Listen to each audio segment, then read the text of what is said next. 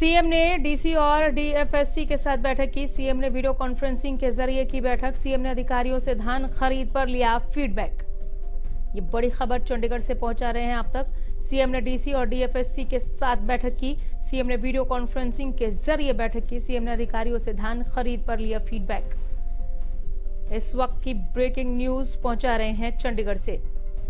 मुख्यमंत्री मनोहर लाल ने डीसी और डीएफएससी के साथ बैठक की। सीएम ने वीडियो कॉन्फ्रेंसिंग के जरिए यह बैठक की।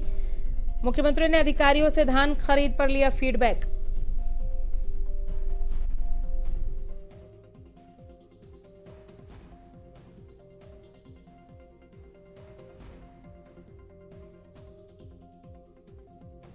साथ की बैठक।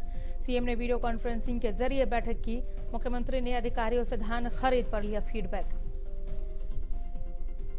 इस वक्त की बड़ी खबर पहुंचा रहे हैं चंडीगढ़ से। ये बड़ी खबर, मुख्यमंत्री ने अधिकारियों से धान खरीद पर फीडबैक लिया। डीसी और डीएफएससी के साथ बैठक की। सीएम ने वीडियो कॉन्फ्रेंसिंग के जरिए यह बैठक की है। बड़ी खबर चंडीगढ़ से। सीएम ने डीसी और डीएफएससी के साथ बैठक की। सीएम ने वीडियो कॉन्फ्रेंसिंग के जरिए बैठक की। मुख्यमंत्री ने अधिकारियों से धान खरीद पर फीडबैक लिया। क्या फीडबैक है धान की खरीद पर, इसे लेकर खुद मुख्यमंत्री आगे आए और उन्होंने अधिकारियों से फीडबैक मांगा, फीडबैक लिया।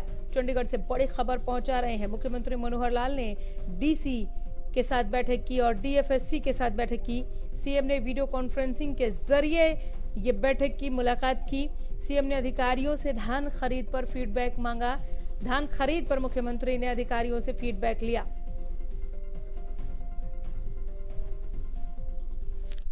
डीसी और डीएफएससी के साथ सीएम की इस बैठक पर ज्यादा जानकारी के साथ हमारे संवाददाता राकेश गुप्ता सीधे जुड़े हैं। आइए इनसे जानते हैं कि जो अधिकारियों से फीडबैक मांगा गया उसमें क्या कुछ रहा, सीएम तक क्या पहुंचा। राकेश, बताएं।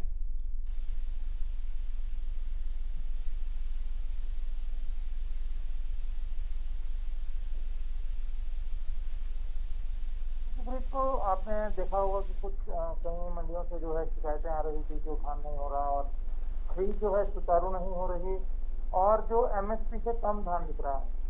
ये सारी खबरें जो हैं मुख्यमंत्री तक भी पहुंच रही थी।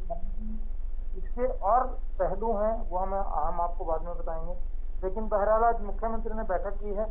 जो 7 जिले धान उत्पादक जिले हैं जो उनके डीसी जो हैं, उनके जो जिला जंग पूर्ति नियंत्रक हैं, उनसे बैठक की है जी। और चंडीगढ़ से मुख्यमंत्री के साथ जो है खाद्यान्न एवं पूर्ति विभाग के अतिरिक्त मुख्य सचिव पीके दास इस बैठक में उपस्थित रहे।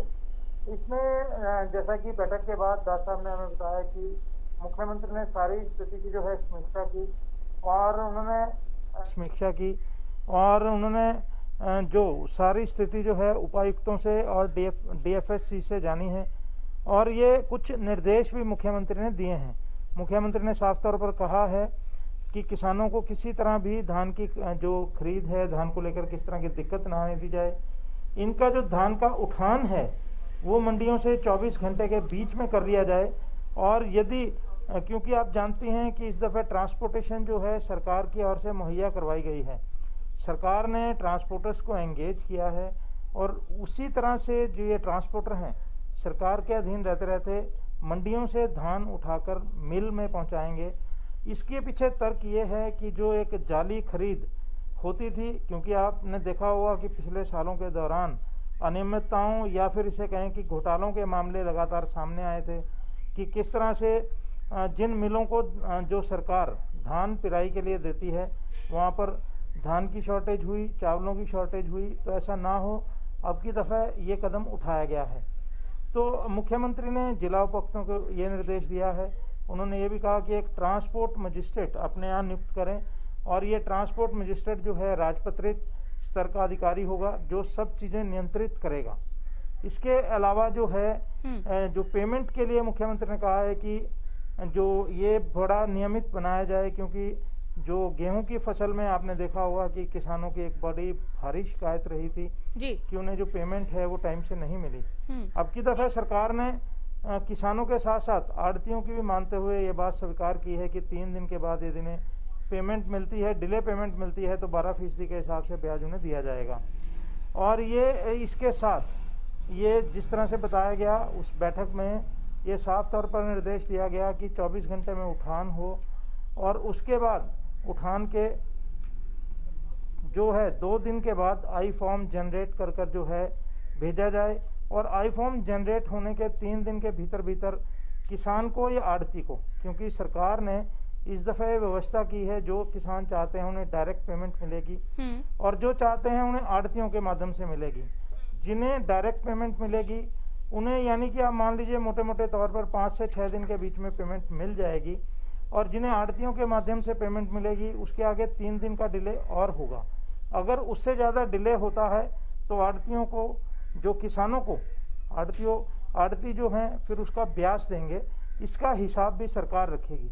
और ये साफ तौर पर कर दिया गया है कि सारी खरीद को सुचारू बनाया जाए, किसी तरह की कोताही सरकार इसमें अधिकारियों के स्तर पर, मिलरों के स्तर पर जो है बर्दाश्त नहीं करेगी।